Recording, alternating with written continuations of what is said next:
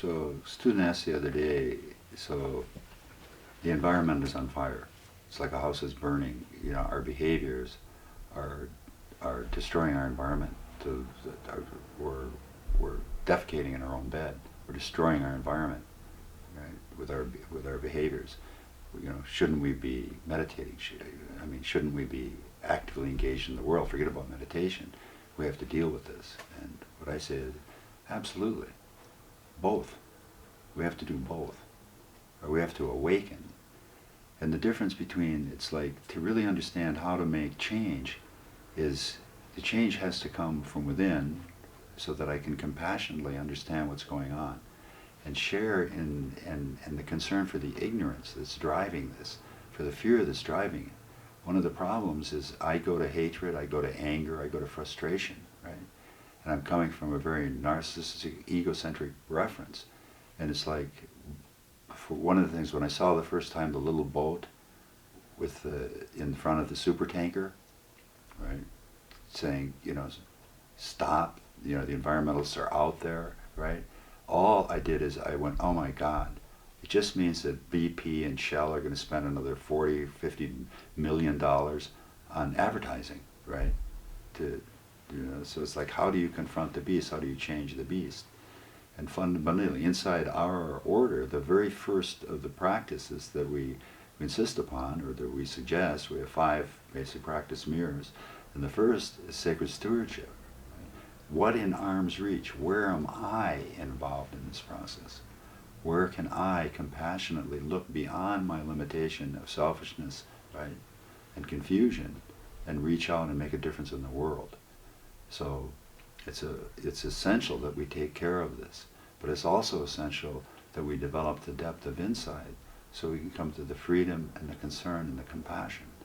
So we come and we act from compassion and care and concern, and we're not acting from anger and putting more violence into the world. So we must do both. We must awaken deeper so that we don't burn out in resistance and angst, right? And it's an interesting dilemma from another perspective, and this is like the great non-dual realization is that, hey, everything's perfect. From a divine aspect, everything is perfect. Right? And the unfolding, how interesting. And the disaster, how interesting. It's just change. It's just evolutionary change. Things must be the way they are unfolding. But then personally and relatively, we live in relative space as individual sentiences that are subject to this pain and these conditions and circumstances, right? And we need to awaken and deal with them. We need to compassionately deal to alleviate the suffering in the world. We need to be aware of what happens when we enter into agribusiness, what's going on. We are not separate from those deeds. We're not separate from those actions. What I say is, when I pay someone to go commit a murder, to kill someone, I'm not separate from that action just because I have money between myself and the interaction. And from a purely selfish point of view, the quality of my consciousness is not separate from the pain that I inflict on the world ignorantly, right? Subconsciously and intersubjectively, I am those relationships. So from a purely selfish point of view, it's essential that I, in order to alleviate suffering and come to a compassionate, enlightened state, I need to tend to those relationships. Right? I can't avoid them or ignore them. So both are necessary to develop the insight so that I can come and operate from a base of true compassion rather than anger and hostility. Right? And to go deep enough in the realization to get the fundamental joke. It's all burning, Baba.